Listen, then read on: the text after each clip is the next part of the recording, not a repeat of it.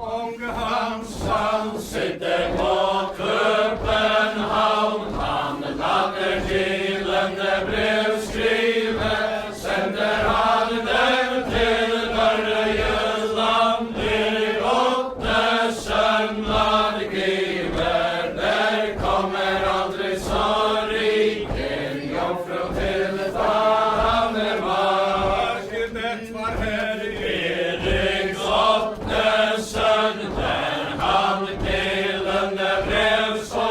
Han skulle være taffel og terning fra seg, bades alle sine ganger grå.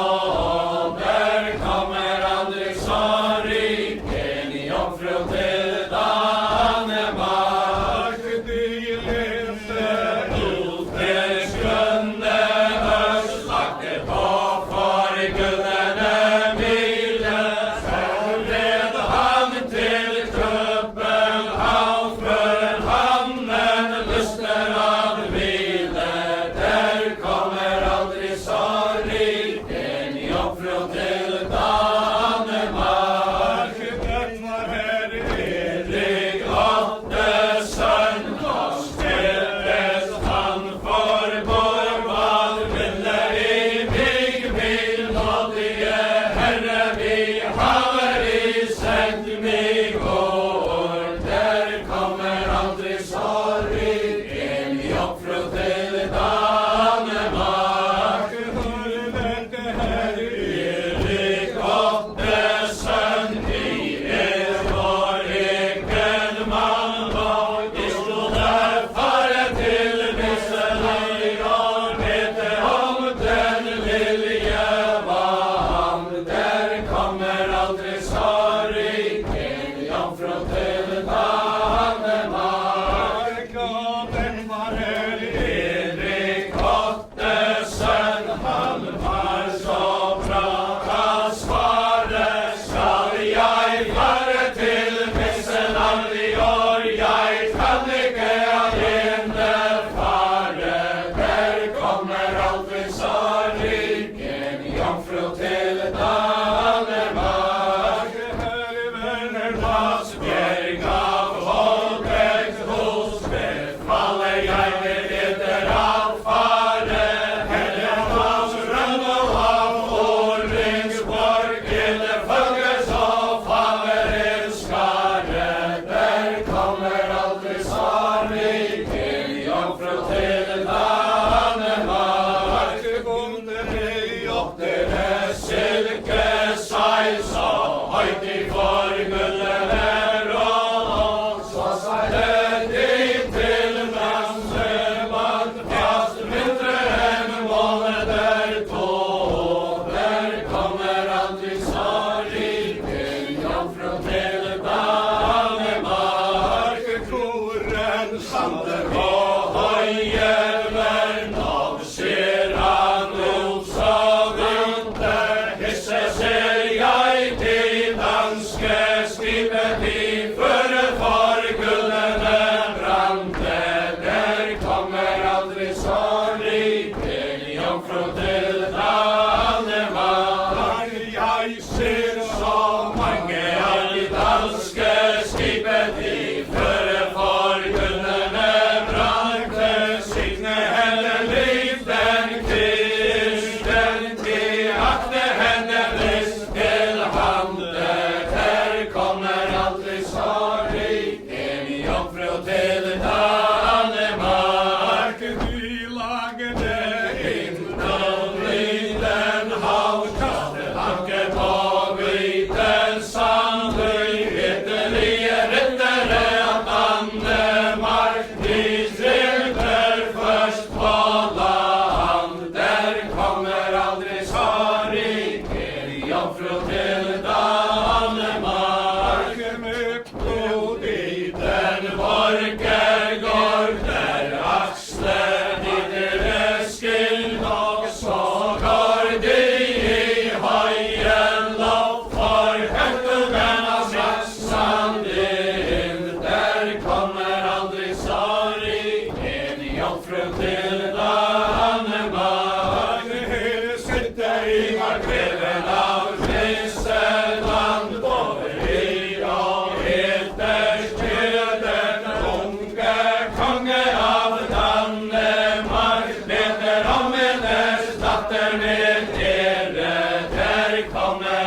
Tsariken, jomfru till Danmark. Han tog till sig det lånte brevet och läste han därpå. Lovar mer god av himmelrike hade jag ett vatten och där kommer aldrig Tsariken, jomfru till Danmark. I Hitler, han taget han kommit oss till bordet, klubben hos oss en liten stund. Vi vinner ansvar god, där kommer aldrig Tsariken, jomfru till Danmark. Varet i där i månen och väl i månen där till kom den till vinden kristen från Beteles höjde att se. Där kommer aldrig Tsariken, jomfru till Danmark. Den klagedagers var östen och dörren bläser mål. Ytterligare av Danmark, det går kvar hertogarna stad. Där kommer aldrig Tsariken, jomfru till Danmark. Det var hertogens avmisserland, han gillar korosten sin. Östbyten kristen för oss i salen in. Där kommer aldrig Tsariken, jomfru till Danmark. Så var det missenske fruer, hennes håller både och flötte. Fides av varet i ytterst fyller hennes hoved god på satte. Där kommer aldrig Tsariken, jomfru till Danmark. Det satte på henne där hoved god, det skönste som den Norden var besatt med.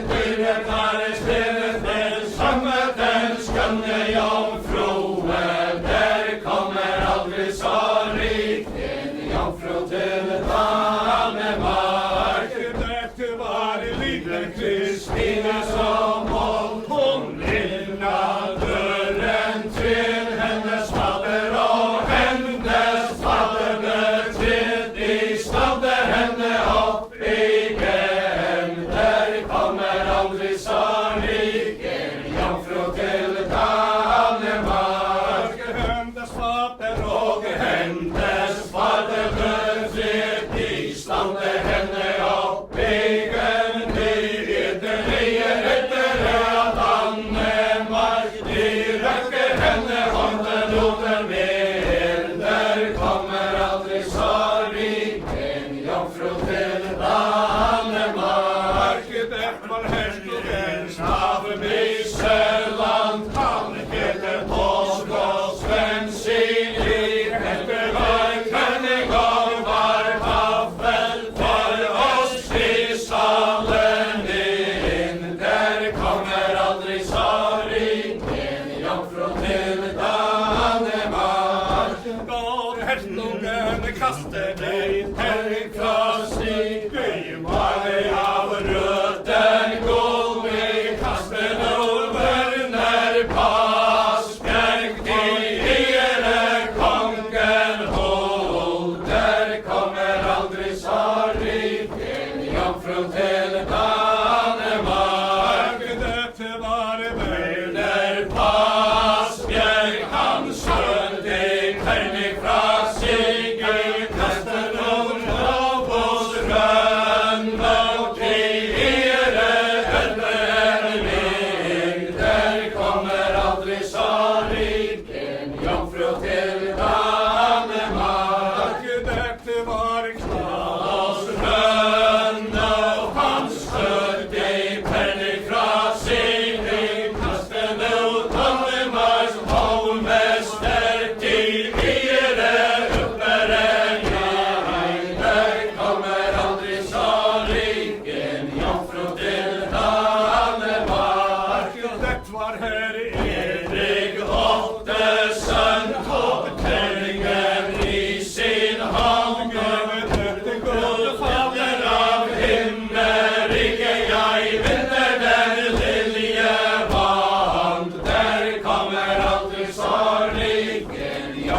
til Danmark.